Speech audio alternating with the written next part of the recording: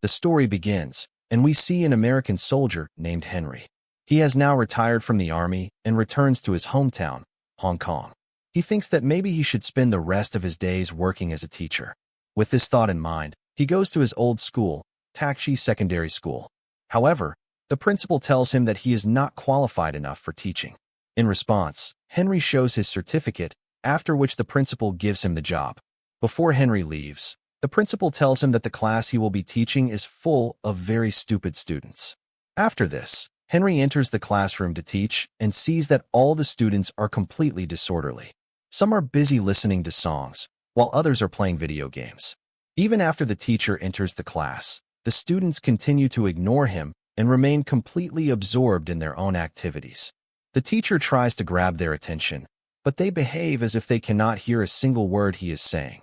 When nobody listens to him, he starts walking around the classroom, commenting on everything around him. Some students are cooking ramen, so the teacher tells them not to eat ramen because it contains too much sodium.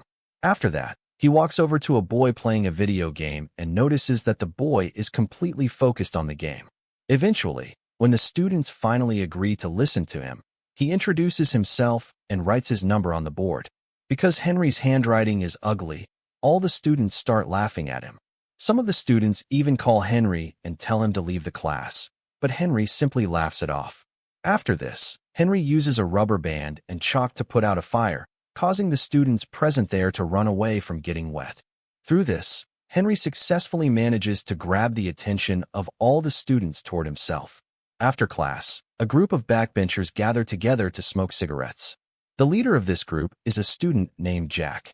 Jack has a crush on an A-grade student from another class. The other students notice Jack staring at her photo and start making fun of him. Just then, a basketball team enters their classroom. As usual, they begin mocking Jack because he comes from a very poor family background. The next day, the basketball team is practicing their game while Jack's group watches them from nearby. Jack accidentally drops his cold drink bottle onto the court, causing the team leader to step on it and fall down. Everyone bursts into laughter after seeing this, but the school teacher Miss Leong takes the matter very seriously. Suddenly, Henry enters the classroom where the students have hung a bucket of water above the door to prank him. However, the prank backfires because Henry quickly pushes the bucket away from himself, leaving all the students shocked. Henry then asks Jack for a packet of cigarettes. Out of fear, Jack hands the cigarette packet to him. All the students stare at Henry, wondering what he is going to do next. After this, Henry gives one cigarette to each student and asks them about its harmful effects, but none of the students can answer correctly. Henry then draws the structure of a cigarette on the board and explains how harmful smoking really is for humans. For the first time, all the students listen to him with complete attention. After the school bell rings, Henry asks everyone to return the cigarettes, and all the students agree to his request. The next day, Jack and his team run into the basketball team once again. They are still arguing about the previous incident. As the argument continues, it soon turns into a fight, and they start throwing food at each other, making the entire place messy. Just then, Henry arrives there and tries to stop them. After everyone calms down, Jack accuses the school of unfairness and says that rich students never get punished. The very next day, Henry checks the files of all the backbenchers to learn more about them. One of the boys is named Jufa, the son of a Pakistani immigrant. Because of his race, he is constantly discriminated against. Even people around him falsely accuse him of theft. Jufa dreams of becoming a musician someday. Another student is named Len, who is a tomboy. Since birth, her family has been disappointed because her father always wanted a son. Because of this, she cuts her hair short and pretends to be a boy by driving cars. Even then, her father still does not care about her. Then there are two real brothers named Bruce and Chris. Their mother ran away with another man, causing their father to become an alcoholic. As time passed, Bruce became addicted to video games, while Chris worked hard at a grocery store to support the family. Finally, Henry checks the file of another boy named Jack, but surprisingly he cannot find any information about him. The scene shifts, and we see Jack working as a waiter in a restaurant. At that moment, a gambler named Jeaning arrives there for business purposes. While they are partying together, Jack steals his lighter, but he gets caught. As punishment, Jeaning's men beat him up. However, when they check his ID card and discover that he is still a student, they give him some money instead. Meanwhile, Henry visits Jufa's house. Jufa steals tickets from a ticket shop and runs away, causing several men to chase after him. Henry stops those thugs and takes Jufa to a bridge where both of them sing a song together. A huge crowd gathers there because of their singing. After being bullied at school so many times, this is the first time Jufa openly sings in public. At the same time, Bruce and Chris's father returns home late, as usual, and asks his sons to bring him beer. When they refuse, he threatens to throw them out of the house. Meanwhile, Len's father brings her a makeup bag and tells her to behave like a normal girl. This makes Len furious, and she smears the makeup all over her brother's face before taking the car keys and leaving the house. She is just about to speed up the car when suddenly Henry appears in front of her and stops her from doing so. He then takes her to her favorite car racing game, where Henry had also invited her father. He makes both of them compete against each other in a car race, but her father shows absolutely no mercy toward her. Suddenly, Nan's racing car crashes into a truck, but she somehow manages to survive.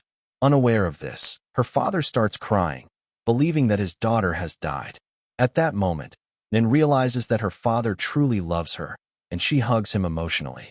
The next day, Chris and Bruce bring their father to the hospital for treatment along with some of their friends. A nurse asks him why he drinks so much alcohol. The man replies that he once had a girlfriend whom he loved more than his own life, but she left him. Since then, he has been drinking alcohol to forget her. The man does not reveal that Bruce and Chris are his sons, but he apologizes to them. Seeing this, both brothers begin to cry as well. Meanwhile, Jack has started working for the gambler. The gambler offers Jack a huge amount of money to mix drugs into a fighter's drink before the next match. Due to his helpless situation, Jack is forced to accept the offer. During the fight, Jining places all his money on a fighter named Baku to motivate him to lose the match. Jack mixes the drugs into the fighter's drink, but he gets caught while doing it. The men beat him up badly and lock him inside a locker. After some time, Henry arrives there and asks the fighters if they have seen one of his students. Hearing this, the fighters tell Henry to go back. However, Jack starts screaming for help from inside the locker. As soon as Henry hears his voice, he immediately attacks those thugs and defeats their strongest fighter within just a few seconds. The next day, everyone is at the hospital where Henry is receiving treatment for his injuries. On the news, Henry is shown as a man who faced countless problems to save his student and even risked his own life for him. Seeing this, the students of the school feel proud of him. The next day, when Henry enters the classroom, all the students stand up to show him respect. From that day onward, all the students begin attending Henry's classes seriously and pay attention to his teachings. They start studying hard for the upcoming exams. Every student begins to improve, but Chris still continues playing video games because his family survives through the money earned from those games. Due to his inner struggles, he also starts taking drugs, which causes him to perform very badly in the exams. Henry promises to help him, but at that moment Bruce suddenly starts crying. Eventually, Bruce jumps from the balcony of the house, after which he is taken to the hospital and falls into a coma.